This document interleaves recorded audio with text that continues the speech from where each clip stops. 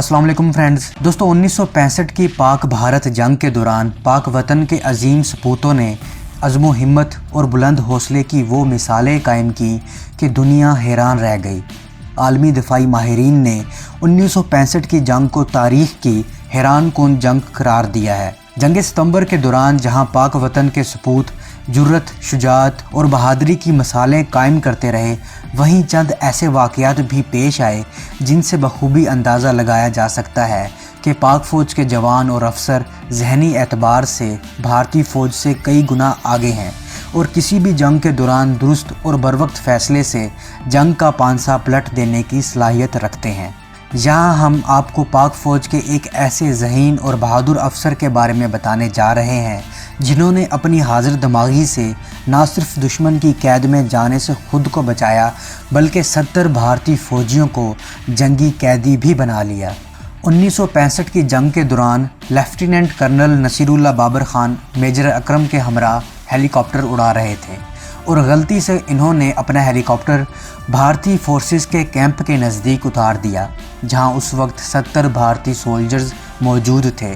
और जब नसीरुल्लाह बाबर को रियलाइज़ हुआ कि ये भारतीय कैंप है तो अपने हवास खोने की बजाय इन्होंने हाजिर दिमागी से काम लिया।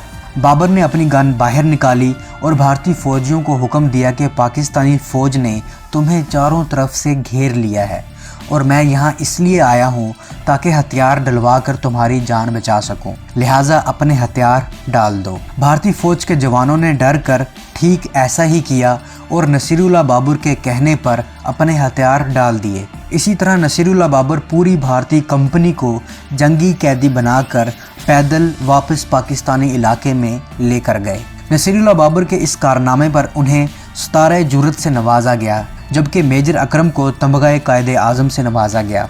नसीरुल्लाह बाबर ने 1947 की जंग भी लड़ी और 1971 की जंग में भी हिस्सा लिया। 1971 की जंग में ये 23 डिवीज़न की सपोर्ट में आर्टिलरी ब्रिगेड की कमांड कर रहे थे और बाद में इन्फेंट्री ब्रिगेड की कमांड करते रहे और इस जंग में ज़ख्मी भी हुए।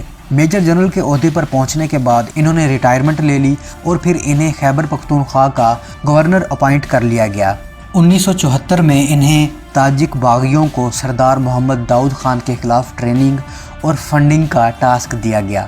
सरदार दाऊद खान बड़े लंबे अरसे से पाकिस्तान के ख़िलाफ़ प्रॉक्सी वार लड़ रहे थे और 1960 और 1961 में अफ़गान फ़ौज के ज़रिए बाजोड़ पर भी हमला किया था जिसे पाकिस्तानी कमांडोज़ ने नाकाम बना दिया था और यही SSG का सबसे पहला ऑपरेशन था। मशहूर अफ़गान गोरीला कमांडर अहमद शाह मसूद और गुलबदीन हिकमत यार नसीरुल्लाह बाबर के ही ट्रेन किए हुए मुजाहिद हैं। यही नहीं, 1992 में नसीरुल्लाह बाबर वज़ीर दाखिला भी थे। उस वक्त कराची में MQM का राज था।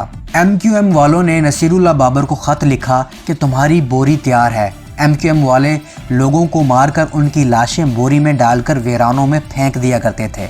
धमकी वाला ख़त मिलने के बाद अगले दिन नसीरुल्लाह बाबर 90 के सामने मौजूद थे। वहां प्रेस कॉन्फ्रेंस की और कहा कि वो माँ पैदा ही नहीं हुई जो ऐसा बेटा जने जो नसीरुल्लाह बाबर को कत्ल कर दे और ना ही वो बोरी बनी है जिसमें मेरी लाश डाली जाए। और फिर MQM के गंद का जितना सफाया नसीरुल्लाह बाबर के दौर में हुआ वो फिर किसी दौर में नहीं हुआ।